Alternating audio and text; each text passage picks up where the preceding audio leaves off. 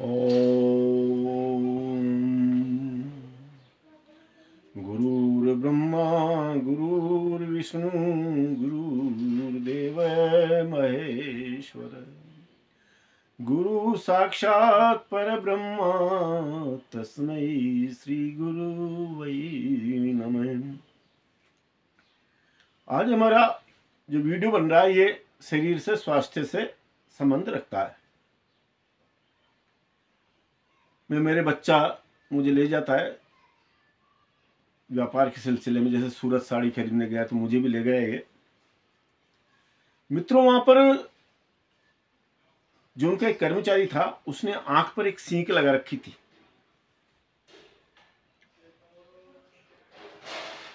या कागज का टुकड़ा था, बाकी उसने, मैंने जब उससे पूछा, मैंने कहा भाई ये क्या बात है?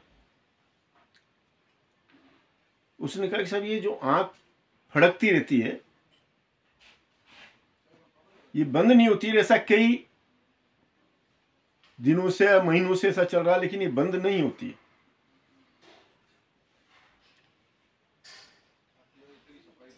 ये प्रश्न एक बार मेरे से एक और ने किया था कि भाई आंख का ये जो फड़कती इसका कोई इलाज तो है नहीं। मैंने उनसे कहा, मैंने कहा इसका साधारण सा इलाज है, ऐसी कोई विशेष बात नहीं है। आप केवल मात्र 5 मिनट के लिए पूरी ताकत से दांतों को बीच करके रखें। जितनी ताकत है उतनी ताकत से आप दांतों को बीच करके आप देखेंगे, आश्चर्य हो जाएगा कि आपकी आंख का फड़कना जो फड़कती थी वो एकदम रुक जाएगी। यह ऐसा भी हो तो 2-3 बार और कर लें, लेकिन इस प्रयोग से आंख जो फड़कती है वो रुक जाती है। जो भी मतलब फड़कना या हिलना कहूंगा मैं, कंपन जो पैदा होता है। इसी तरह से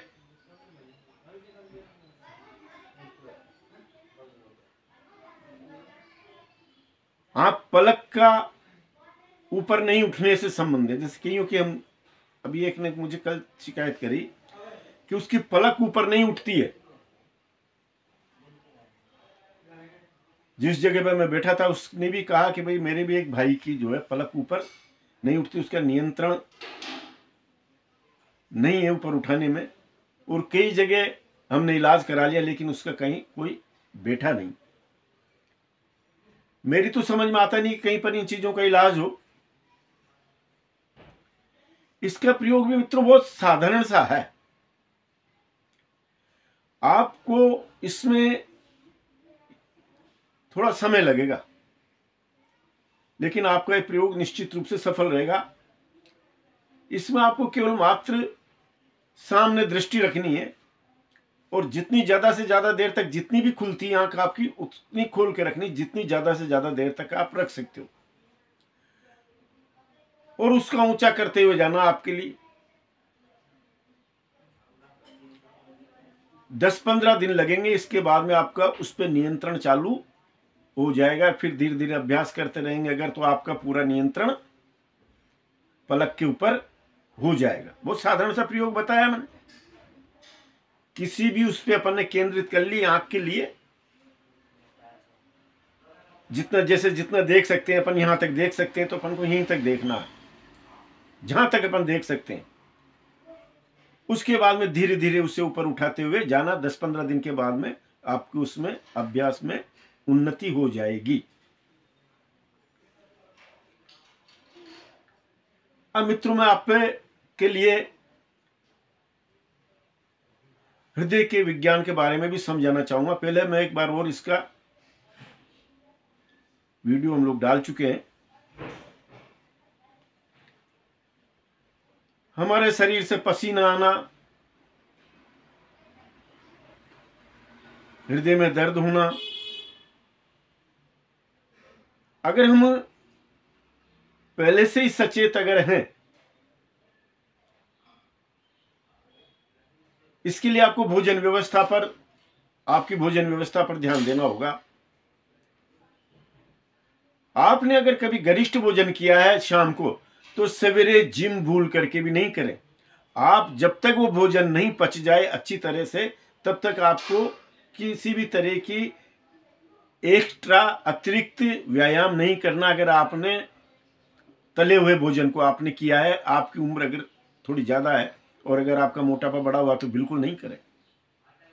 यानी उसको पचाने की आप एक्सरसाइज से, व्यायाम से कोशिश नहीं करें, उसको स्वतः पचने दें। नहीं तो आपके हृदय में, हार्ट में दर्द वगैरह हो सकता है। इससे आगे भी आपको इसका खामियाजा उठाना पड़ सकता है। बहुत साधारण सी गणित है इसकी, कि जैसे हमने भोजन कर लिया, पहली बात तो आपको नियंत्रण रखना, लेकिन नियंत्रण नहीं रख पाए तो आपको अदरक को इतना सारा कस के खा करके नहीं, वो पानी, गर्म पानी पी लेना आपके लिए। मेरा इस जगह पे ये सुझाव है कि एक्सरसाइज या तेज गति से चलने से आपको बचना है। धीरे धीरे चलते रहें तो शायद कोई बात नहीं, लेकिन अगर आपने तेज गति पर लाए तो भी आप इसका नुकसान उठा सकते हैं। एक जो मैं मेरे हर वीडियो में एक बात डालता हूं कि जो हम ये देखते हैं कि अचानक मर जाते हैं, कोई सोता है तो सोता ही रह गया, कोई चलते चलते में गिर गया। अगर ये वीडियो आप ज़्यादा से ज़्यादा पहुंचा सकते हैं या डॉक्टर्स वगैरह के पास में ये बात पहुंचा सकते हैं तो बहुत अच्छी बातचीत है। हमारी श्वासों का क्रम धीरे धीरे कम होता हुआ चला जाता है और हमें मालूम नहीं पड़ता है। स्वस्थ आदमी के साथ भी ये बात हो सकती है, ये बात ध्यान रखना मेरी। और जब हम श्वासों का क्रम का हमें मालूम ही नहीं है, इतनी स्लो चलने लग जाएगी और आपको लगेगा कि बिल्कुल स्वस्थ है, सब कुछ सही है, और आपका अचानक जब श्वास का क्रम बंद हो गया तो आपका हृदय भी काम करना बंद कर देगा। और हृदय ने काम करना बंद किया, 1-2 मिनट 3 मिनट जितने भी लगते हो, मैं ये नहीं कह रहा हूँ आप गिर जाएंगे और आपको कुछ समझ में नहीं आएगा कि क्या करना है।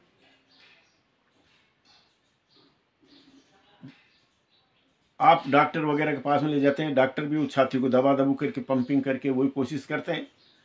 आपको मित्रों उस समय में श्वास को लेना, चाहे आप कुछ भी करें, आप सांस लेते रहें। आप जो स्वस्थ आदमी, उनकी तीसरी चौथी श्वास पे वापस हृदय की गति चालू हो जाएगी।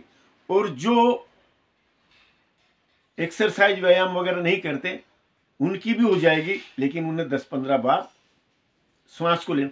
श्वास को लेते रहें, आप नहीं मर रहे हैं अभी हाल, आपको मरने में समय लगेगा, केवल आपकी दिल की धड़कन बंद हुई है और आपकी श्वासों का क्रम रुका है। आपने अगर इस अभ्यास को किया और ये अभ्यास आपने हर जगह पर अगर पहुंचाया तो मैं चैलेंज नहीं करता हूं, लेकिन हाँ, ये इसका एक सूत्र है कि आपको स्वयं आप ठीक हो सकते हैं। अगर आप गिर गए, कोई बात हो गई, तो आप इस श्वासों को लेंगे तो निश्चित रूप से आप स्वस्थ हो जाएंगे। मैं आज इतना ही कहना चाहूँगा। और ध्यान पर अगर आपने बैठना शुरू कर दिया है, आप लोग मेरे से सलाह ले सकते हैं। शरीर को स्वस्थ बनाए रखें, प्राणायाम, योगासन में किसी भी तरह से, मतलब आपके शरीर को आपको स्वस्थ रखना है। शरीर स्वस्थ ही ध्यान की एकाग्रता को बढ़ा सकता है। अस्वस्थ शरीर से आप ध्यान की एकाग्रता को प्राप्त नहीं कर सकते। नमस्कार।